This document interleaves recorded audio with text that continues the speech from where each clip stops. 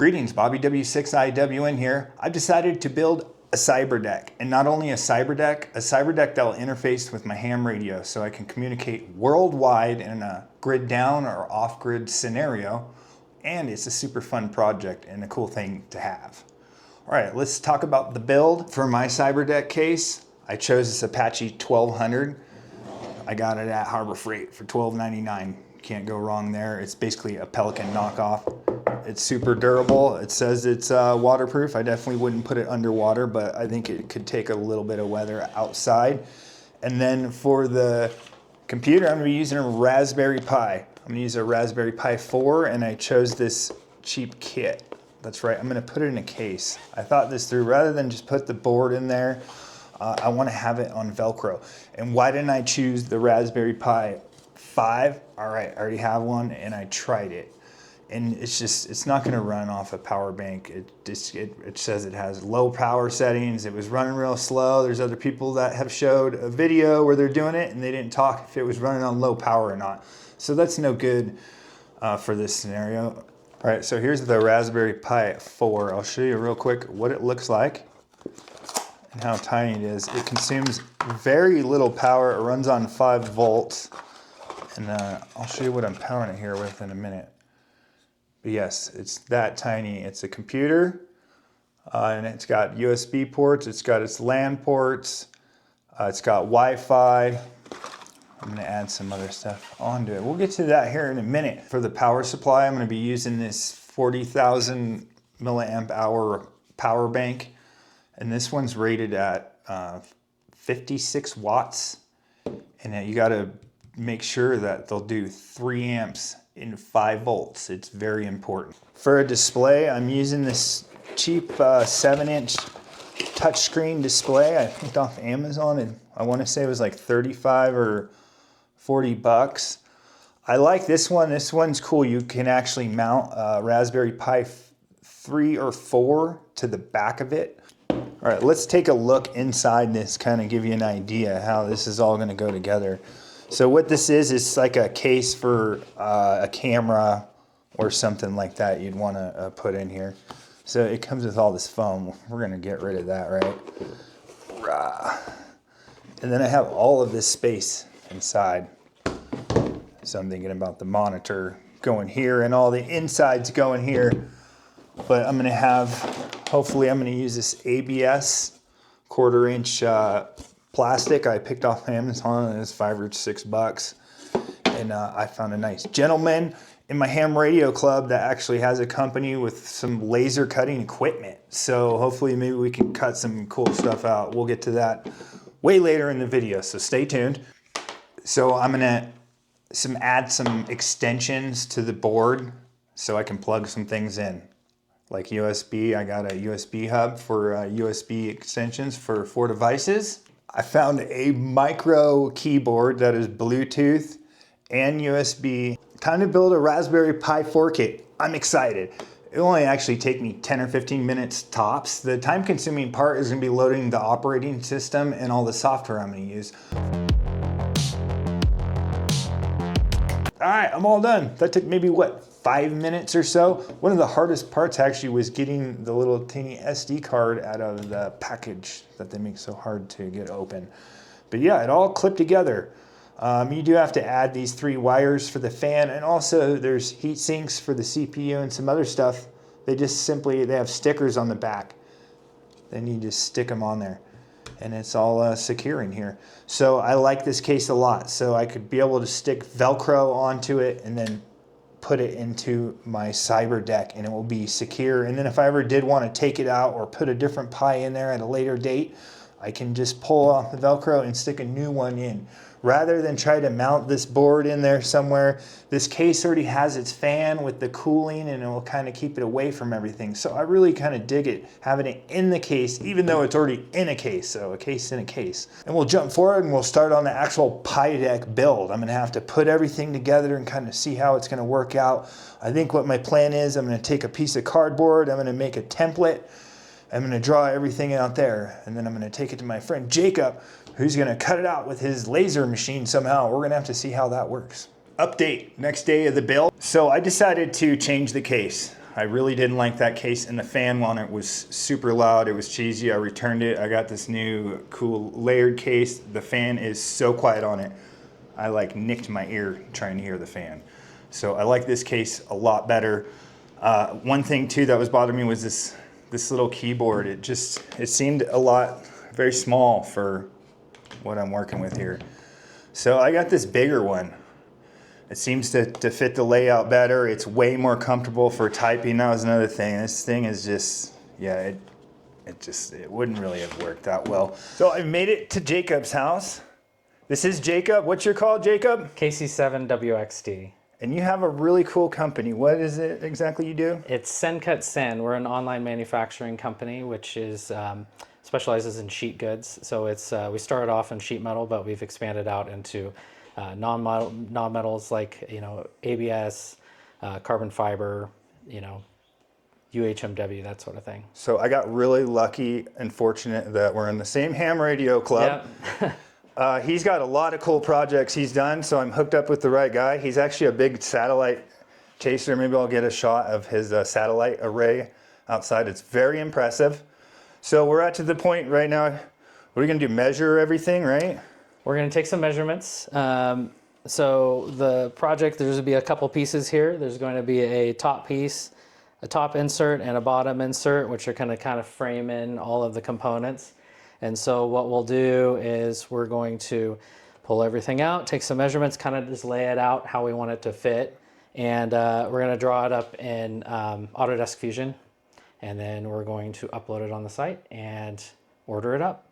Very cool. So we're not gonna be actually, so it's gonna be CNC'd, you said? Or this laser? one, since we're gonna use the ABS, it's gonna be all CNC router. All right, so none of that's gonna happen. It's gonna be designing. This stuff takes time. It doesn't just happen overnight. Not if you want something really cool and exactly. a good product.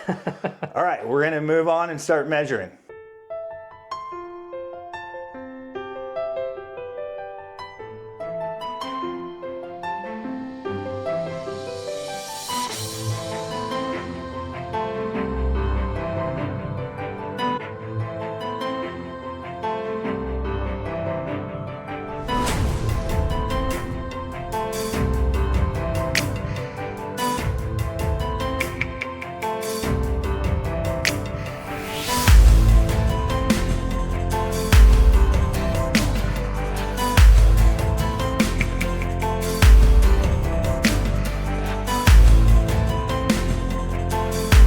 Okay, it's a couple days later. I'm back from Jacob's, and those designs you've seen him making, he actually sent them into his company, and then within a couple days, they sent them back. I've been just busy with work and hadn't time to deal with this yet. First off, I wanna let you know this is not a commercial for Jacob's company in any way. He happens to be in my ham radio club, and I was on the Telegram chat, and I asked for someone that had a 3D printer. This came about, I got really lucky. We didn't plan on collaborating on this. Anyways, his company's really huge. He wouldn't need my little YouTube help anyways. So this is something you can do on your own. You could cut it out with a jigsaw, or you could go to the dollar store or Walmart or whatever, maybe buy a plastic binder and cut your own if you wanted to do something. I'm really lucky it worked out this way. It is clean. I am so happy with it. I will let you know if you wanted to make your own design or use our design. I'll try to put links below. But you can get these. One of them was like 17 bucks from Jacob's company, the other one was like 22 if you wanted to go that route. But you could totally do this on your own.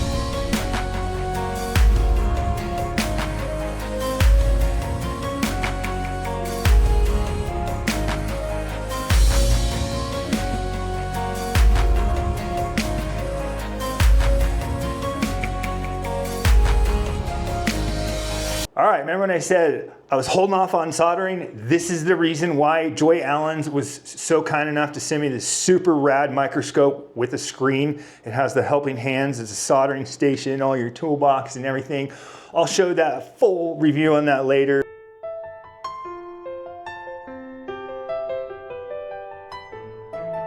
Okay, so the problem, if you don't remember, is that these wires were designed to plug in to right here.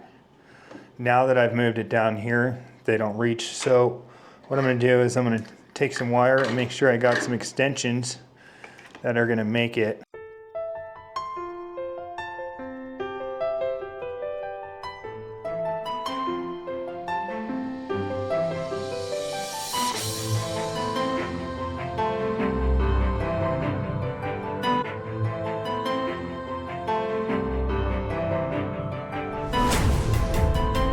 All right, the time has come. I'm very excited. The final touches have just shown up.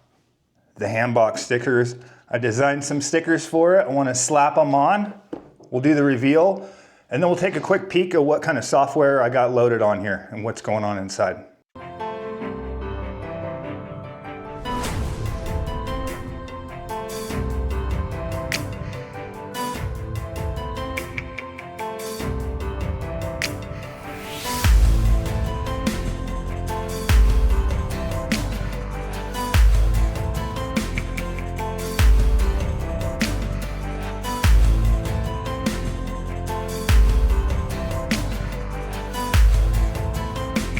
Oh, finally, it's done.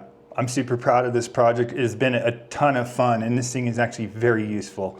So let's take a peek of what's inside, just inside the box, and I'm gonna show you just a couple accessories I feel that are necessary for this, like a wink wink, a solar panel. We'll get to that in a second. All right, let's open her up. Oh. All right, you have your 7-inch touch screen here. I'm running Linux, the RPI 64. I'll get into that more here in detail later. You've got your keyboard. Your keyboard does light up. It actually changes colors. It's backlit. It's very easy to see in the night. You got your fans here. I got 4 USB 3 ports. The switch for low, medium, and high for the fans here. I was going to put a power switch. I believe I talked about it earlier. It was hitting the Pi, it didn't work out, but the hole did work out because I can look down in there and I can see the activity lights on my Raspberry Pi, as well as a USB-C fits through there. So if I did ever want to run this to external power or charge it without taking off the lid, I could do that. All right, so underneath here, we've got our Raspberry Pi, as you've seen in the video, and the battery pack. I've been going through GPS dongles, 3, to tell you. It's been a struggle. For the time sync, I'm gonna tell you guys right now, I watched a lot of videos where people are using this, the 168 or whatever this one is, and it sucks. It's no good. It might be meant to be plugged in and be horizontal and not vertical. It takes forever to get a lock. Sure, if you're using your Raspberry Pi for time to get a server and it's sitting by a window and it's never gonna move, this might work for you, but it's not gonna work in the field. It takes way too long to sync and is unreliable. So that is trash. I recommend don't buy those.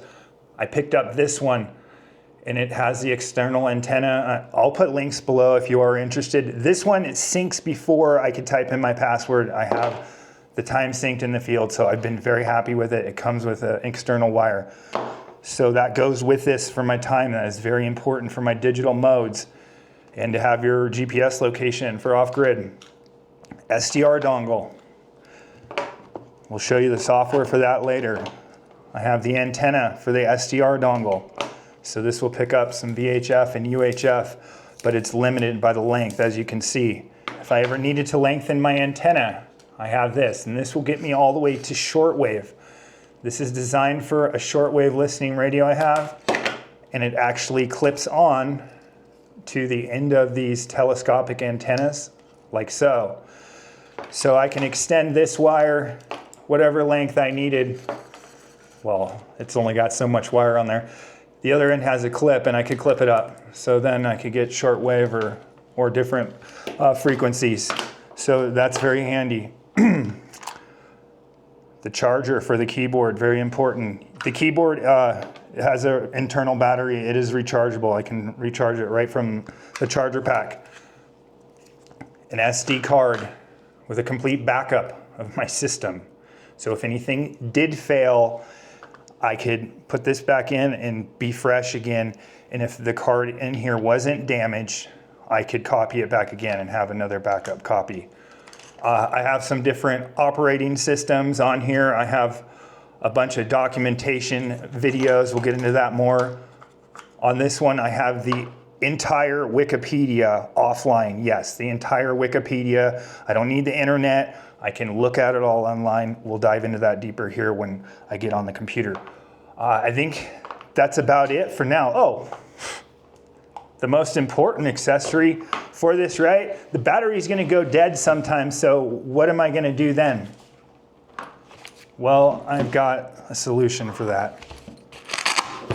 I use this for my ham radio to charge the batteries and just to have it for an emergency. It's a solar panel. It will charge that battery, no problem. It has a controller in here.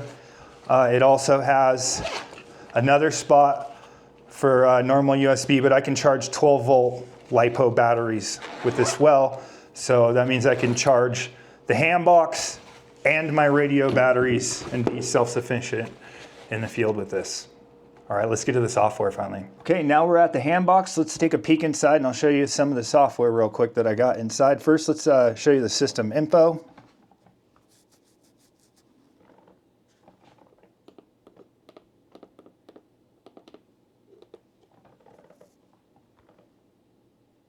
Here's what's inside the Pi, and here is what I'm running. Let's go ahead and close that. As you can see, it is touchscreen, and then just to pop up my menus, I can hit the key here. So let's go up. This is a very important one I think everyone should have. I'm going to show this first. It is called KeyWix. This allows you to download dumped files from Wikipedia and other sources, TED Talks, there's all kinds of stuff you can get on here for offline viewing. I think there's Zen files or something like that, but you can go ahead and download them. I have the whole entire Wikipedia right here on this USB drive. So if I wanted to ever view it offline, I just open this program. And I click open. Here, let's go full screen on that. So now I have the entire Wikipedia. If there's anything that I want to look at in here, like for example, let's click on Central America. It's going to open on that link, just like you're on Wikipedia on the internet. It's downloaded offline. It has the pictures and everything. You can go on here and you can have that for a total resource. So there's more things on here besides just the Wikipedia on the KeyWix.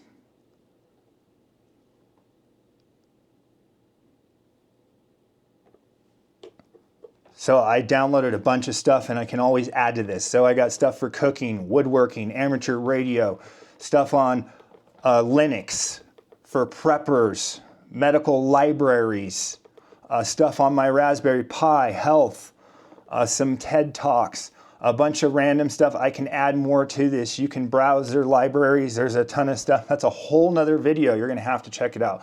But I highly recommend it for all of your prepper needs. To go along with KeyWix, I downloaded all the ham radio videos I found necessary that would be good in an off-grid or brownout type of situation that I use to set this up. This is Linux, it's not like Windows, and sometimes you forget stuff, so it's good to have those references. So I downloaded a bunch of all the videos I used to set everything up that I didn't know, and it's good to have refresh knowledge. And then also I downloaded some other stuff from Walt. What is it? Coastal Waves and Wire. He's got some awesome videos that show you how to make antennas. So that's great knowledge to have and resources to have. I got some information on the G90 and other radios I use. Modern Ham has been a big help for setting up a lot of these digital modes. I downloaded some of his videos to have on here for a resource. And that's not the only videos I have here. So also there's prepper videos on here that could be useful. I've only got a few on here for right now. I can always add, but such things as building a shelter, some survival tips, how to purify water, how to build a shelter in a cold environment as well. You can always add into whatever suits your needs. You got to have some movies, right? Just in case. Under my documents here, I have all of my radio manuals. You can put whatever manuals and anything that you may need to view offline. Okay, let's get into the software section. Like I said, I just hit the master button here and it pops up the menus here. Let's go to ham radio now. Whoops. Ham radio now. All right, so I have Cubic SDR, Direwolf, the whole FL suite, free DV, G-Predict for satellites, another SDR software. I have SDR Trunk for doing your trunking systems, ham clock. I can do SSTV. I have the whole VARA suite as well. So I can do VARA FM, and there's your packets, your packet radio. I have WinLink on here to work with VARA HF modem to send emails without the internet via radio waves. So I don't want to dive into all that too much, but that is some of the software I have on here. Okay, so I do hide this bottom bar. It's on auto hide on purpose, so that way I have more viewing area when I'm doing stuff like WJTX or whatever. It's simply to open something, I can just hit the button and I'll type in, for example, FLR. That's going to bust up in my rig control. Click. Now I have my rig control. I have the UI set up where I can control everything here with the slider by hand. So that's very handy. Next, if I want to do some FT8 or some other digital modes, I'm just going to go ahead and type just WS and then hit enter. And that will open up WSJTX. And now I'm ready to go and operate. I got it all hooked to my radio. It's super quick and easy in the field. I'll show you some of the recent operations I've had and what this thing has been doing on 20 watts or under. I did some really good DX on 13.5 watts. So I've been having a lot of fun with the Hambox. Thanks for watching. And if this is something you're interested in, please smash that like button. I would appreciate it. I spent a lot of time and effort into this video. And subscribe. If you're not already a subscriber, please hit that subscribe button and hit that bell and you'll be notified of when I do more cool videos like this. If you have any comments about this and you'd like to do it, please comment below. I'd love to hear what you guys have to say. And thanks for watching. I hope to catch you on the next one. The year is 1991. Birds and people are living together in seemingly perfect harmony. Until one day, a young man catches fire. This is Phoenix.